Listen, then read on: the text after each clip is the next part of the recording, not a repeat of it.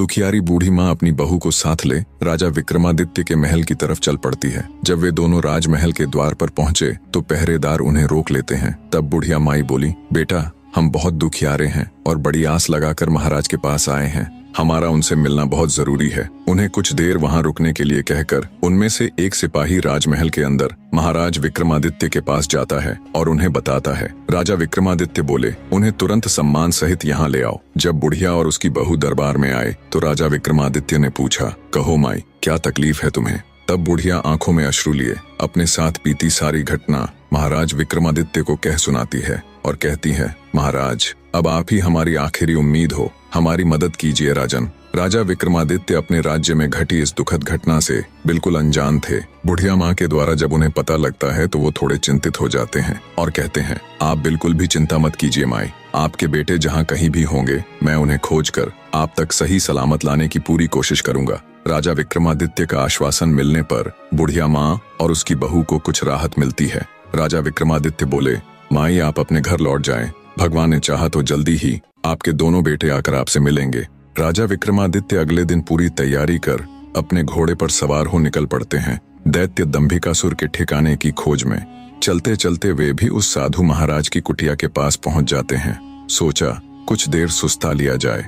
घोड़े से उतरकर जब राजा विक्रमादित्य कुटिया के अंदर जाते हैं तो उन्हें देखते ही महात्मा जी प्रसन्न हो जाते हैं और कहते हैं, आओ विक्रमादित्य, बहुत समय से तुम्हारा ही इंतजार था। साधु महाराज की बात सुन विक्रमादित्य चौंक जाते हैं। असमंजस में वे साधु बाबा के पास गए और उनके चरण छूकर उन्हें प्रणाम करते हुए बोले, हे साधु महाराज, अभी आपने कहा कि आपको मेरा ही इंतजार था, मैं उस बात को समझ नहीं पाया, कृपया मुझे और बताएं। तब महात्मा जी ने राजा विक्रमादित्य को शुरू से लेकर अब तक का सारा वृतांत कह सुनाया और बोले, बेटा विक्रमादित्य, मैं एक लंबे अरसे से तुम्हारी ही प्रतीक्षा कर रहा था, क्योंकि तुम ही हो जो उस दुष्ट के सभी प्रश्नों के उत्तर देने के साथ साथ उसे मल्ल युद्ध में भी हराने की क्षमता रखते हो। बेटा उस दुष्ट दानव के कारण पता नहीं कितने ही घरों को ताला लग गया। हे वीर श्रेष्ठ, तुम्हारी बुद्धि उसके कपटी प्रश्नों का उत्तर देगी और तुम्हारी वीरता उसके अहंकार को चूर चूर करेगी। तुम्हारे ही हाथों से उसका अंत लिखा है। हे वीर सम्राट, अब तुम बिना देरी किए उस दुष्ट के पास जाओ और अंत कर दो उस नीच दानव का। महात्मा जी के वचन सुनकर राजा विक्रमादित्य के नेत्रों में क्रोधाग्नि प्रज्वलित हो उठी। महात्मा जी से आशीर्वाद ले उनके बताए मार्ग से वे उस धूर्त दानव की गुफा की ओर तेजी से चल दिए। हवा से बातें करते हुए अपने घोड़े की बदौलत राजा विक्रमादित्य कुछ ही देर में दैत्य दंभिकासुर की गुफा के सामने जा पहुंचे। एक बुढ़िया माँ की आस, एक सिद्ध महात्मा का दिव्य आशीष और अनगिनत लोगों की दुआएं ले राजा विक्रमादित्य दैत्य दंभिकासुर की गुफा के बाहर पहुंच जाते हैं। अपने घोड़े से उतरकर जब राजा विक्रमादित्य दानव की गुफा के द्वार के पास गया तो वहां उसने लखन और महेंद्र की पत्थर की प्रतिमा देखी। गुफा के प्रवेश द्वार पर खड़ी उन दो पत्थर की मूर्तियों को देखकर राजा का हृदय विषाद से नहीं बल्कि प्रतिशोध की ज्वाला से धधक उठा। राजा विक्रमादित्य ने गुफा के मुख पर खड़े होकर ऐसी भीषण गर्जना की कि पहाड़ की चट्टानें तक कांप उठीं। उठ कपटी राक्षस, तेरे अत्याचारों का हिसाब चुकता करने विक्रमादित्य आया है। जब राजा विक्रमादित्य की गर्जना भरी ललकार दैत्य दंभिकासुर के कानों में पड़ी तो वो सक पकाकर आंखों में क्रोधाग्नि लिए दहाड़ता हुआ गुफा से बाहर आता है और कहता है, आज कौन मूर्ख मेरे हाथों से मरने आया है? आज कौन सा कीड़ा, कौन धरती का बोझ है जो दंभिकासुर को ललकार रहा है? दैत्य दंभिकासुर को देख क्रोधित राजा विक्रमादित्य बोला, ओह, तो तू है वो मक्कारी दानव जो देवताओं के वरदान की आड़ में छिपकर लोगों को पत्थर का बनाने के लिए छल कपट से अपने ऊपर आक्रमण करने के लिए उन्हें उकसाता है। दुष्ट राक्षस, क्या मिला तुझे ऐसा करके? पर अब और नहीं, तेरे पाप का घड़ा भर चुका है, तेरा अंत अब ज्यादा दूर नहीं। राजा विक्रमादित्य की आत्मविश्वास भरी बातें सुन दंभिकासुर थोड़ा सक पकाया। राजा विक्रमादित्य बोले, पूछ पापी राक्षस, कौन से हैं तेरे वो 7 सवाल? मैं जवाब देने के लिए तैयार हूँ। राजा विक्रमादित्य की बात सुन दैत्य दंभिकासुर बोला, ओ तो अब तू मेरे सवालों का जवाब देगा कीड़े। अगर तुझ में हिम्मत है तो मुझसे मुकाबला कर। तेरे जैसे कीड़े को तो मैं चुटकियों में मसल कर रख दूंगा। बड़ा आया मेरे सवालों का जवाब देने। दैत्य दंभिकासुर ऐसी ऐसी बातें करके राजा विक्रमादित्य को भी उकसाना चाहता था ताकि वे भी अपना आपा खोकर उस पर हमला करे और पत्थर के बन जाए। पर राजा विक्रमादित्य तो राजा विक्रमादित्य थे। दैत्य की बात सुन राजा विक्रमादित्य बोले, सुन अहंकारी राक्षस, मैं तेरे उकसावे में आकर तुझ पर आक्रमण करने वालों में से नहीं हूँ। मेरा वक्त जाया मत कर और जल्दी से अपने वो सवाल पूछना शुरू कर। ये माया मुझे भी बहुत आती है। इतना कह राजा विक्रमादित्य अपने 4 वीरों को बुलाकर उन्हें बड़े आकार में आने के लिए कहते हैं। विक्रमादित्य के आदेश देते ही पलक झपकते ही उनके 4 वीर प्रकट हो गए और देखते ही देखते अपने विशाल आकार में आ गए।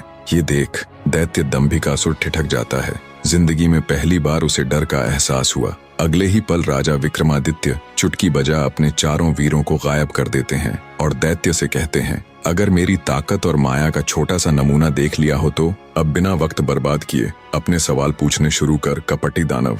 सब देख और सुन दानव विचार करता है कि अब तो कोई चारा नहीं, ये मेरे बहकावे में आने वाला नहीं है। वो अपनी गुत्थी सुनाना शुरू करता है। तो सुनो राजा, मदन और रतन 2 जिगरी दोस्त थे। एक बार व्यापार के सिलसिले में दोनों प्रदेश गए हुए थे। अच्छा खासा लाभ लेकर जब दोनों मित्र वापस घर लौट रहे थे तो रास्ते में उन्हें एक अति सुंदर स्त्री दिखाई दी, जिसको देखते ही दोनों उस पर मुग्ध हो गए। उससे पूछा, तुम कौन हो सुंदरी, और यहाँ जंगल ब्याबान में अकेली क्या कर रही हो? तब उस स्त्री ने बताया कि वह अपने घर से अपने पति के साथ अपनी ससुराल लौट रही थी। तब रास्ते में कुछ डाकुओं ने उन्हें लूटकर उसके पति की हत्या कर दी और सारा धन लेकर फरार हो गए। बस तभी से वो इस जंगल में भटक रही है। तब मदन बोला, हे देवी, तुम चिंता मत करो, हम तुम्हें सही सलामत तुम्हारे घर छोड़ देंगे। मदन की बात सुन स्त्री रुदन करती हुई बोली, नहीं, मैं अब ना तो अपने घर जाऊंगी और ना ही अपनी ससुराल, क्योंकि सब मुझे ही अभागन और कुल्टा समझेंगे। इससे अच्छा तो मैं यही अपने प्राण त्याग दूंगी। स्त्री की बात सुन मदन और रतन उसे आपसी सहमति से अपने साथ लेकर चल पड़े।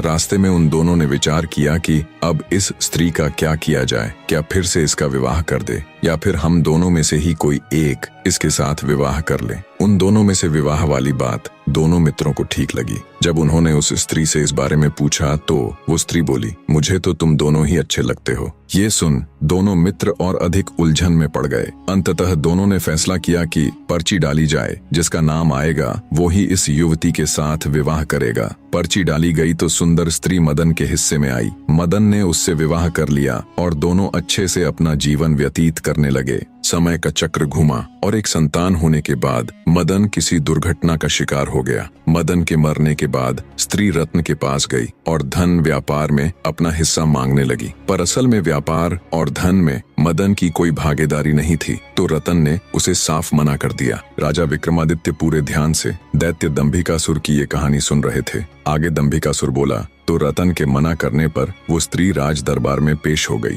राजा ने जब दोनों पक्षों की बात सुनी तो रतन के हक में फैसला सुनाया और बोला, रतन की दौलत में स्त्री का कोई हक नहीं है। इतनी कहानी कह दैत्य दंभिकासुर राजा विक्रमादित्य से बोला, बता क्या उस राजा का फैसला सही था? दैत्य की बात सुन राजा विक्रमादित्य हल्के से मुस्कुराते हुए बोले, नहीं, अगर मैं उस राजा की जगह होता तो मैं निर्णय लेता कि उस स्त्री को रतन की दौलत में से हक मिलना चाहिए। दैत्य बोला, ऐसा क्यों? राजा विक्रमादित्य बोले, भले ही मदन के भाग में वो स्त्री पर्ची पर उसका नाम आने से आई थी, पर एक प्रकार से वह संपत्ति तो दोनों की ही बराबर थी, इसलिए उस स्त्री को बिल्कुल उत्तराधिकार है रत्न की संपत्ति में हिस्सा मांगने का। राजा विक्रमादित्य की बात सुन दैत्य पूरी तरह उनके जवाब से संतुष्ट होता हुआ बोला, तुमने बिल्कुल ठीक कहा, तुम्हारा फैसला वाकई में उचित होता। आगे दैत्य दंभिकासुर बोला, पर ज्यादा खुश होने की जरूरत नहीं, अभी मेरे 6 सवाल और बाकी हैं। राजा विक्रमादित्य बोले, पूछो दुष्ट राक्षस, मैं तुम्हारे सवालों का जवाब देने ही यहाँ आया हूँ। दैत्य दंभिकासुर थोड़ा हिचकिचाकर बोला, तो सुनो राजा, सिंधुपुर राज्य पर समरवीर नाम का एक बड़ा दयालु और प्रतापी राजा राज करता था। वो अपनी प्रजा की हर यथासंभव मदद किया करता था। एक दिन उसके दरबार में एक बनिया अपने 3 अंधे पुत्रों के साथ आया। सबने राजा को प्रणाम किया। बनिया राजा से बोला, महाराज, मैं इस समय बहुत विपदा में हूँ, कृपया मुझे 1000 स्वर्ण मुद्राएं कर्ज दें, मैं 6 माह बाद वापस कर दूंगा। हे राजन, तब तक मैं इन स्वर्ण मुद्राओं के बदले अपने 3 बेटों को आपके पास गिरवी रख दूंगा। बनिए की बात सुन राजा बोला, आपके 3 पुत्र तो अंधे हैं, भला ये मेरे किस काम के? बनिया बोला, ऐसा न कहें राजन, मेरे 3 बेटे बहुत गुणी हैं। पहला लड़का घोड़ों की पहचान में अद्वितीय है, दूसरा लड़का आभूषणों का अद्भुत पारखी है और तीसरा लड़का शस्त्रों का पारखी है। बनिए की ये बात सुन राजा को बहुत आश्चर्य हुआ। बोला, पर ये कैसे संभव है? बनिया बोला, महाराज, मेरे बेटे स्पर्श और गंध के आधार पर कार्य करते हैं। अगर इनकी एक भी बात गलत निकले तो आप इनकी गर्दनें उड़ा देना और मेरे आने पर मुझे भी दंड देना। बनिए की बात से राजा समरवीर सहमत हो जाता है। उसने बनिए की मांग के अनुसार उसको 1000 स्वर्ण मुद्राएं दे दी। राजा ने उन तीनों लड़कों के खान पान तथा रहने की उचित व्यवस्था कर दी। समय बीतने लगा। एक दिन एक घोड़ों का व्यापारी राजा के पास आया। उसने एक बड़ा सुंदर घोड़ा राजा को दिखाया। घोड़े की सुंदरता और उसकी कद काठी देखकर राजा का मन ललचा गया। वे उसे खरीदने को तैयार हो गए। घोड़े का व्यापारी बोला, महाराज, एकदम काबुली घोड़ा है, बड़ी मेहनत से आपके पास लाया हूँ, इसलिए इसके दाम थोड़े ऊंचे हैं अन्नदाता। घोड़े पर आसक्त राजा ऊंचे दामों पर भी उसे खरीदने के लिए तैयार हो गया। पर फिर अचानक राजा को बनिए के अंधे लड़के का स्मरण आया। बनिया कह रहा था, उसके लड़के को घोड़ों की अद्वितीय पहचान है, क्यों ना उसे भी परख लिया जाए। राजा ने तुरंत हुक्म दिया, जाओ बनिए के बड़े पुत्र को बुला कर लाओ। तुरंत उसको पेश किया गया। राजा बोला, इस घोड़े को देखकर बताओ ये कैसा है। जो आज्ञा महाराज कह। बनिए का पुत्र टटोल कर घोड़े के पास गया और टटोलते हुए घोड़े को परखने लगा। एक अंधे को घोड़ा परखते देखकर सौदागर के साथ साथ वहाँ मौजूद हर कोई मंद मंद मुस्कुरा रहा था। भला अंधा घोड़े की क्या पहचान कर सकता है। लड़का घोड़े को सूंघने लगा तो सौदागर बोला, बस करो भाई, कहीं घोड़ा भी सूंघकर परखा जाता है भला। पर बनिए का लड़का अपने काम में लगा रहा। वो घोड़े पर हाथ फेर फेर कर उसको जगह जगह पर सूंघता रहा। फिर कुछ देर बाद अलग हटकर खड़ा हो गया। तो कैसा है ये घोड़ा? राजा ने जब पूछा तो वो बोला, राजन, यह घोड़ा भूल कर भी न खरीदें। राजा आश्चर्य से बोला, क्यों, क्या खराबी है इसमें? राजा की बात का जवाब देते हुए लड़का बोला, महाराज, हाथ कंगन को आरसी क्या, किसी को भी घोड़े के ऊपर बैठाकर परख लें। राजा ने तुरंत एक सैनिक को आदेश दिया। आदेश पाते ही सैनिक घोड़े पर बैठा और उसे चलाने लगा। कुछ दूर तक तो घोड़ा ठीक से चला, फिर घोड़े ने सैनिक को बुरी तरह पटक दिया और हिनहिनाने लगा। ये देख सौदागर आश्चर्यचकित रह गया और बोला, राजन, ये घोड़ा मेरे साथ ऐसा तो कभी नहीं करता। राजा कुछ कहता उससे पहले ही अंधा बोल उठा, तुम्हारे साथ क्या? हर ग्वाले के साथ ये ऐसा नहीं करेगा। तुम ग्वाले हो, गाय भैंस का रोजगार छोड़कर घोड़ों का व्यापार कर रहे हो। हैरान होता हुआ व्यापारी बोला, मैं ग्वाला हूँ, ये बात तुमको कैसे पता चली? अंधा बोला, यह घोड़ा तुम्हारे ही घर जन्मा है, इसके माँ बाप भी तुम्हारे पास ही थे।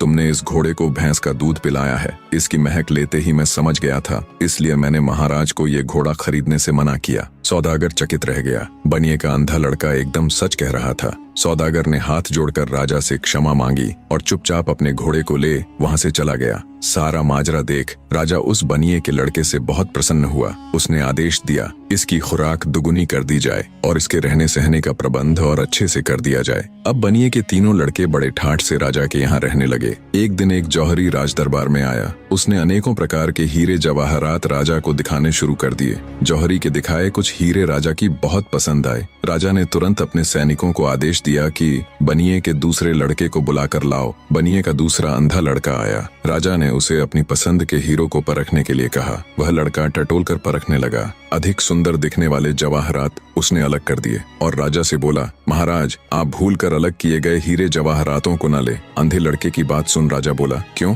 क्या कमी है इनमें? कितने सुंदर तो हैं ये। अंधा बोला, माफ करे महाराज, पर ये बहुत अशुभ है, खासकर ये लाल। महाराज, ये इतना अशुभ है कि जो कोई भी इसे खरीदता है, जिस किसी के भी पास ये जाता है, उसको बहुत बड़ा नुकसान हुआ है। या तो उनके घर में आग लग गई या फिर सब चोरी हो गया। कुछ परिवारों में तो उनके सदस्य तक मृत्यु को प्राप्त हो गए सरकार। और ये बात ये जौहरी भी अच्छे से जानता है। इतना सुनते ही जौहरी को काटो तो खून नहीं, वो तुरंत वहां से उठकर भागने लगा। तो मौजूद राजा के सिपाहियों ने उसे तुरंत पकड़ लिया। जौहरी हाथ जोड़कर बोला, मुझे क्षमा कर दे महाराज, मुझसे बहुत बड़ी गलती हो गई जो मैं आपके पड़ोसी राजा के कहने पर इन अशुभ रत्नों को लेकर आपके पास चला आया। राजा के गुस्से का कोई ठिकाना नहीं था। उसने तुरंत उस जौहरी को कैद खाने में गिरवा दिया और बनिए के मध्यम वाले लड़के से खूब खुश हुआ, उसकी खूब तारीफ की और आदेश दिया कि इसकी भी खुराक दुगनी कर दी जाए। दो अंधे लड़के अपनी अपनी कारीगरी में सफल हो चुके थे। सबसे बड़े वाले ने अंधा होते हुए भी घोड़े को सूंघकर राजा को एक खराब घोड़ा लेने से बचाया, तो मध्यम वाले ने हीरों को टटोल कर उसे शापित हीरे लेने से बचाया। इसी प्रकार एक दिन राज दरबार में शस्त्र विक्रेता आया और बनिए का तीसरा यानी सबसे छोटा लड़का भी परीक्षा में सफल रहा। उसने भी सिर्फ काम आने वाले बेहतरीन हथियारों को ही राजा के लिए चुना। राजा छोटे वाले से भी बहुत खुश हुआ। उसने हमेशा की तरह आदेश दिया कि इसकी खुराक भी दुगुनी कर दो। कुछ समय बाद एक दिन तीनों अंधे लड़कों का पिता बनिया वापस आ गया। उसने राजा से लिया हुआ सारा आरण वापस कर दिया और अपने तीनों लड़कों को लेकर वापस जाने लगा। तब राजा बनिए से बोला, तुम इन तीनों लड़कों के बाप हो, तुम्हारा क्या गुण है? राजा की बात सुन बनिया बोला, मैं आदमी की पहचान कर सकता हूँ। उसकी बात सुन राजा बोला, ओह अच्छा, तो फिर बताओ हमारी पहचान क्या है? ये सुन बनिया एक बार तो झिझका, फिर राजा की आंखों में आंखें डालते हुए बोला, आप नानाबाई की औलाद हैं। कहानी को बीच में रोककर आपको बता दूं कि उस समय समाज में जाति और पेशे के आधार पर ऊंच नीच का बहुत भेदभाव होता था। बनिए ने राजा के पूर्वजों को नानबाई यानी एक रोटी या ब्रेड बनाने वाले के वंशज कहकर यह जताने की कोशिश की कि राजा किसी राजवंश से नहीं बल्कि एक साधारण पृष्ठभूमि से आया है। फिर से कहानी में चलते हैं। आगे बनिया बोला, जब भी मेरे लड़कों ने अपनी अद्वितीय पहचान दिखाते हुए कोई अद्भुत कार्य किया तो आपने उन्हें कोई पुरस्कार न देकर हर बार उनकी खुराक यानी खाना ही बढ़ाया है। इतना सुनते ही राजा के पूरे तन बदन में आग लग गई। क्रोध में अंधे राजा ने हुक्म देकर न सिर्फ बनिए को बल्कि उसके तीनों पुत्रों को भी मौत के घाट उतरवा दिया।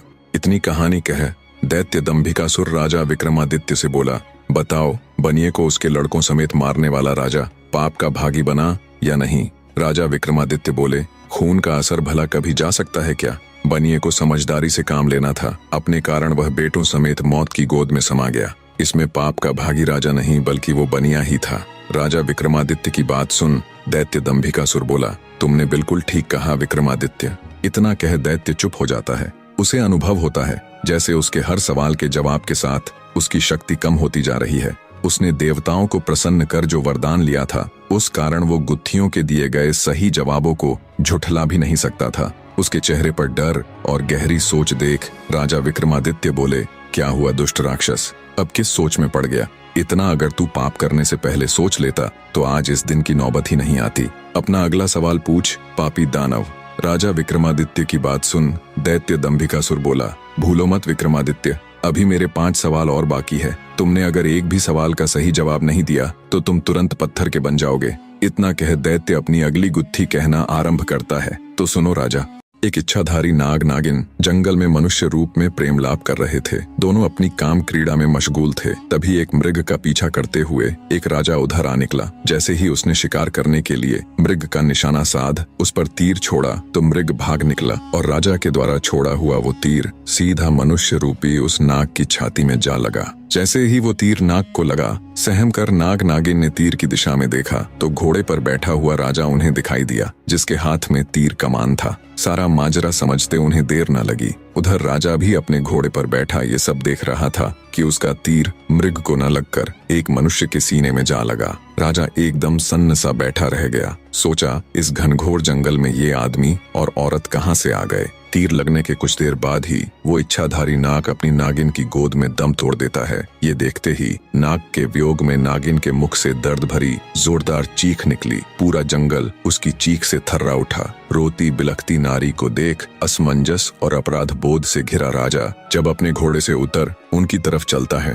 तभी उसने देखा मृत्युप्रांत मनुष्य रूपी इच्छाधारी नाग अपने असली रूप में आ जाता है। ये देख राजा के पैरों नीचे से जमीन खिसक जाती है। उसे समझते देर न लगी कि ये तो इच्छाधारी नाग नागिन का जोड़ा था। अपने मरे हुए नागपति को अपने गले में टांगे नागिन जोर जोर से रुदन करती हुई भयंकर गर्जना के साथ बोली, हे पापी मनुष्य, आज जिस प्रकार मैं अपने पति के वियोग में तड़प रही हूँ, एक दिन तेरी पत्नी भी तेरे वियोग में ऐसे ही तड़पेगी। ये सुनते ही राजा का चेहरा एकदम फीका पड़ गया। वो नागिन से बोला, हे नागिन, मुझे क्षमा करे, मैंने तुम्हें नहीं देखा, मुझसे बहुत बड़ी भूल हो गई। राजा की बात सुन दहकते अंगारों सी आंखें लिए मनुष्य रूपी इच्छाधारी नागिन बोली, पापी मनुष्य, भूल नहीं, अपराध किया है तूने। हत्यारा है तू मेरे पति का, जिसके लिए मैं तुझे क्षमा नहीं बल्कि मृत्यु दंड दूंगी। मैं अपने मरे हुए पति की कसम खाकर ये प्रण करती हूँ कि आज से ठीक 9 दिन बाद नागपंचमी के दिन मैं तुम्हें दसकर अपने पति का बदला पूरा करूंगी। नागिन की बात सुनकर तो जैसे राजा का हृदय फट गया। बेचारा बेबस राजा अत्यंत भरे हृदय से राजमहल की तरफ चल पड़ता है। जब राजा राजमहल गया और रानी ने उसका उतरा हुआ चेहरा देखा तो वो भी उसे देख चिंतित हो उठी। रानी बोली, क्या हुआ महाराज, आप जब से शिकार से वापस आए हैं तब से आपका चेहरा बिल्कुल उतरा हुआ है। ऐसा क्या हुआ महाराज, मुझे बताए। तब राजा रानी के सामने जंगल में हुई पूरी घटना कह सुनाता है। सारी बात सुन रानी भी सन्न रह गई। रानी एक पतिव्रता स्त्री थी। वो बोली, महाराज आप चिंता मत कीजिए, आपको डसने से पहले उस नागिन को मुझे मारना होगा। मेरे रहते मैं आपके ऊपर कोई भी आंच नहीं आने दूंगी। अगले दिन राजा और रानी ने बहुत साधु महात्माओं और विद्वानों जनों से अपनी इस समस्या को साझा किया, पर कहीं से भी उन्हें संतोषजनक हल नहीं मिला। किसी ने कुछ उत्तर दिया तो किसी ने कुछ करने को कहा। इन्हीं सब में 8 दिन गुजर जाते हैं। आज वो 9वां यानी नाग पंचमी का दिन था, जिस दिन वो नागिन राजा को डसने के लिए आने वाली थी। आज इच्छाधारी नागिन के बदले का दिन था। आज वो नागिन राजा को डसकर अपने पति की हत्या का बदला लेने वाली थी। राजमहल में तो जैसे मातम सा पसरा हुआ था। मारे भय के राजा महल के कमरे में दुबका हुआ था। उसने अपने कक्ष से लेकर महल के मुख्य द्वार तक सिपाहियों को तैनात कर दिया। महल के चारों तरफ सिपाहियों का कड़ा पहरा था। तभी भिक्षा के लिए एक सिद्ध महात्मा जी राजमहल पधारे। महल में पसरा हुआ मातम देख जब महात्मा जी ने द्वारपालों से कारण पूछा तो द्वारपाल ने सारा किस्सा महात्मा जी को कह सुनाया। द्वारपाल की बात सुन महात्मा जी बोले, तुम मुझे फौरन अपनी रानी के पास ले चलो। तब एक द्वारपाल अंदर गया और उसने महारानी को बाहर उस महात्मा के आने का किस्सा बताया। द्वारपाल की बात सुन महारानी खुद ही राजमहल के द्वार पर गई और सम्मान पूर्वक महात्मा जी को राजमहल के अंदर ले आई। उन्हें अच्छे से जलपान कराया और हाथ जोड़कर बोली, हे साधु बाबा, आप हमारी विपत्ति से भली भांति परिचित हो चुके हैं। अब आप ही कोई युक्ति बताएं महाराज। महारानी की बात सुन साधु जी बोले, सुनो बेटी, इसका एक उपाय तो है पर पक्का नहीं है कि वो इच्छाधारी नागिन तुम्हारे पति को छोड़ ही देगी। साधु की बात सुन महारानी बोली, कृपया हमें बताए साधु महाराज, वो क्या उपाय है। तब साधु बाबा ने बताना आरंभ किया। सुनो बेटी, सबसे पहले तो ये महल के चारों ओर जो इतना सख्त पहरा है इसे हटवा दो। जितने भी सिपाही राजा की सुरक्षा में तैनात है उन्हें भी वहां से हटा दो। साधु जी की ये बात सुन महारानी के मन में सवाल तो पैदा हुआ, पर उसने महात्मा जी को उनकी बात के मध्य टोकना उचित नहीं समझा। आगे साधु बाबा बोले, बेटी वो कोई साधारण नागिन नहीं है, बल्कि एक इच्छाधारी नागिन है जो किसी का भी रूप ले सकती है, किसी भी द्वारपाल या सिपाही का। जब वो महल के बाहर इतना कड़ा पहरा देखेगी तो अवश्य ही राजा महाराज को क्षति पहुंचाने की कोशिश करेगी। आगे साधु महाराज बोले, बेटी आज नाग पंचमी का दिन है। तुम सूर्यास्त से लेकर मध्य रात्रि तक बिल्कुल अपने पति के कक्ष के सामने बैठकर नाग देवता की पूजा करना। अब जल्दी से सिपाहियों को जंगल भेज, वहां से सांप के छोटे छोटे बच्चों को मंगवा लो और राजा के कक्ष से लेकर महल के मुख्य द्वार तक थोड़ी थोड़ी दूरी पर छोटे बच्चों को बैठा देना, जो जंगल से लाए गए सांप के छोटे बच्चों को दूध पिलाएंगे। और अंतिम और सबसे जरूरी कार्य, महल के मुख्य द्वार से राजा के कक्ष तक सुगंधित फूल बिछवा दो। इतनी युक्ति बता। साधु बाबा बोले, बेटी बस एक यही रास्ता है जिससे उस इच्छाधारी नागिन का हृदय पिघल सकता है। कहते हैं बैरी यानी शत्रु का आदर करना चाहिए। इतनी बात बता। साधु महाराज महल से चले जाते हैं। रानी ने साधु के बताए अनुसार ही सारी व्यवस्था कर दी। राजा के सुरक्षा में तैनात सभी सैनिकों को हटा दिया। महल के चारों ओर से भी सिपाहियों का पहरा हटवा दिया। राजा कक्ष से लेकर महल के मुख्य द्वार तक ताजे सुगंधित फूल बिछवा दिए और खुद राजा के कक्ष के द्वार पर बैठकर नाग देवता की पूजा करने लगी। जब रात्रि का पहला पहर शुरू हुआ तो वो इच्छाधारी नागिन राजा से अपने पति की हत्या का बदला लेने के लिए आई। नागिन राजा को डसकर उसे मारने के लिए जब राजमहल के मुख्य द्वार से अंदर जाती है तो वो दंग रह जाती है। उसने देखा महल के मुख्य द्वार से महल के अंदर तक अत्यंत खूबसूरत और नाना प्रकार के सुगंधित फूल रास्ते में बिछाए गए हैं। फूलों के स्पर्श और उनकी महक से नागिन मंत्रमुग्ध होती हुई आगे बढ़ती है और सोचती है, मैं तो ये सोच कर आई थी कि राजा को पहले ही उसे मारने का तय दिन बताने के कारण बहुत सख्त पहरा होगा। चप्पे चप्पे पर राजा के सैनिक शस्त्रों सहित खड़े होंगे, पर उसे तो कहीं एक भी सिपाही नजर नहीं आया। हैरानी के साथ इसी उधेड़बुन में नागिन जब थोड़ी आगे बढ़ी तो उसने देखा छोटे छोटे मासूम बच्चे अंदर जाने वाले रास्ते के दोनों तरफ बैठे हुए सांप के बच्चों को दूध पिला रहे हैं और उनके साथ खेल रहे हैं। इतना सब देख नागिन का हृदय द्रवित होने लगा। उसकी क्रूरता क्षण भर के लिए ममता में बदल गई, पर तभी उसे अपनी प्रतिज्ञा याद आती है। अपने पति की मृत्यु का दृश्य याद कर नागिन गुस्से में फुफकारती हुई आगे बढ़ी। जब वो महल के बिल्कुल अंदर राजा के कक्ष के सामने पहुंची तो देखा महारानी हाथ जोड़कर नाग देवता की पूजा में तल्लीन है। महारानी को जब नागिन के आने का एहसास हुआ तो वो हाथ जोड़कर नागिन के सामने खड़ी हो जाती है और आंखों में अश्रु लिए नागिन से कहती है, आओ नागिन देवी, आपका स्वागत है। उम्मीद है आपको यहाँ तक आने में किसी प्रकार की तकलीफ नहीं हुई होगी। हे नागिन देवी, मैं भली भांति परिचित हूँ कि आप यहाँ किस उद्देश्य से आई हैं। मेरे पति से अनजाने में ही सही, पर हुआ तो बहुत बड़ा अपराध है, इसलिए मैं आपको उन्हें डसने से बिल्कुल भी नहीं रोकूंगी। पर मेरी आपसे एक गुजारिश है, आप मेरे पति को डस कर उनके प्राण हरे, उससे पहले आप मुझे भी डस ले। मैं एक पतिव्रता स्त्री हूँ, मैं ये कदापि नहीं देख सकती कि मेरे जीते जी मेरे पति को कुछ भी हो जाए। इतनी कहानी कह दैत्य दंभिकासुर राजा विक्रमादित्य से पूछते हैं, बताओ विक्रमादित्य, क्या वो नागिन राजा को डस कर अपने मरे हुए पति की खाई हुई कसम पूरी कर अपनी प्रतिज्ञा निभाएगी या नहीं। दोस्तों, कहानी में आगे बढ़ने से पहले और राजा विक्रमादित्य का जवाब सुनने से पहले ये सवाल आप सबके लिए भी है। दैत्य दंभिकासुर के प्रश्न का जवाब देते हुए राजा विक्रमादित्य बोले, नहीं दुष्ट राक्षस, वो नागिन राजा को नहीं डसेगी, क्योंकि जब उसने महल में प्रवेश करते समय अपना सत्कार देखा और नन्हे बच्चों को छोटे सांपों को दूध पिलाते देखा तो उसका हृदय तो पहले ही पिघल चुका था। बाकी बचा खुचा गुस्सा भी रानी की पतिव्रता देखकर पिघल गया। आखिर थी तो वो भी एक औरत ही। बदले की सीमा से पतिव्रत बहुत आगे निकल गया। और रही बात मरे हुए पति की कसम खाकर बदले की प्रतिज्ञा की, तो नागिन ने पास ही जल रहे पूजा के हवन कुंड में खुद को झोंक कर अपने प्राण त्याग दिए। अब ना वो जिंदा रहेगी और ना उसे अपनी प्रतिज्ञा पूरी करनी पड़ेगी। विक्रमादित्य का जवाब सुन दैत्य दंभिकासुर निराश होते हुए बोला, तुमने ठीक कहा, तुम वाकई में बहुत बुद्धिमान हो राजा विक्रमादित्य, पर अभी भी मेरे 4 सवाल बाकी हैं। कहानी का तीसरा यानी अंतिम अध्याय भी बहुत जल्दी लेकर आएंगे। बने रहे मेरे लाडले दर्शकों।